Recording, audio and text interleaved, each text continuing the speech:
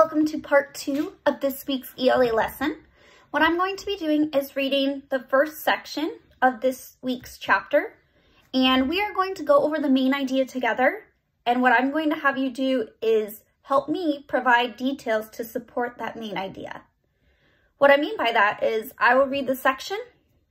The section starts out by telling us what the main idea is, and then your assignment after this part is going to be providing 2 to 3 details to support that main idea. Where in the chapter does it talk about this particular main idea? And we will go from there. So I'm going to start by reading this first section of the chapter. Remember, it is on the state government.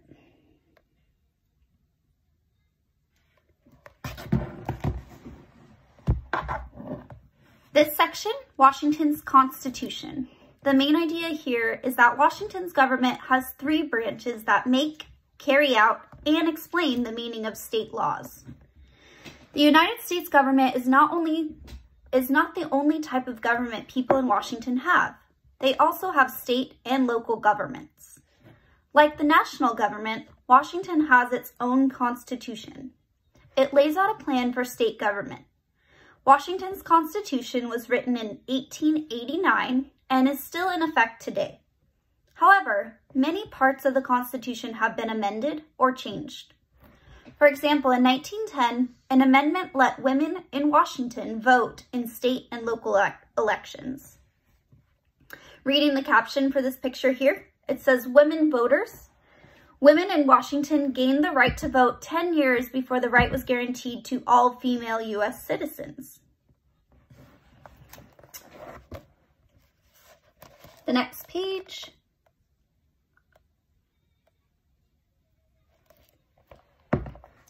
If I start at the top with this text feature, it has 3 pictures here. It breaks down Washington's 3 branches of government. We have the legislative branch. Washington legislators make laws for the state. Then we have the executive branch, and this shows Governor Christine Gregoire leading the executive branch. And then we have the judicial branch. Justices on Washington's Supreme Court are part of the judicial branch. So this covers branches of government. Washington's Constitution divides the state government into 3 branches, or parts. These branches are located in the state capital, Olympia. A capital is the city where a government's main offices are located. Each of the branches has its own responsibilities and powers. The legislative branch, called the legislature, makes Washington's laws. It is made up of the Senate and the House of Representatives. The Senate has 49 members, and there are 98 members in the House of Representatives. They all work in the state capitol. A capitol is an office building where a government's legislature meets. Senators and representatives make laws that solve problems. In 2005, the legislature passed a law to help solve the problem of pollution. This law offers rewards to citizens who use certain kinds of energy, such as solar power. The executive branch enforces or carries out the state's laws. It is headed by the governor, who can approve or reject laws. The treasurer, another member of the executive branch, keeps track of the state's money. The judicial branch interprets or explains the meaning of the state's laws. It includes all of the state courts. Washington's Supreme Court is the highest court. 9 judges, including 1 Chief Justice, work for the Supreme Court. They decide whether state laws agree with the state constitution. Last part of this section, called checks and balances. It has the next section on it too, so I'm just kind of covering that up.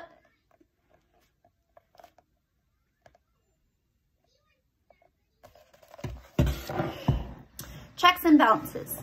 Washington's 3 branches of government balance one another. That means that each branch can check or hold back the actions of the other 2 branches. In that way, no one branch can overpower the other 2. This system is called checks and balances.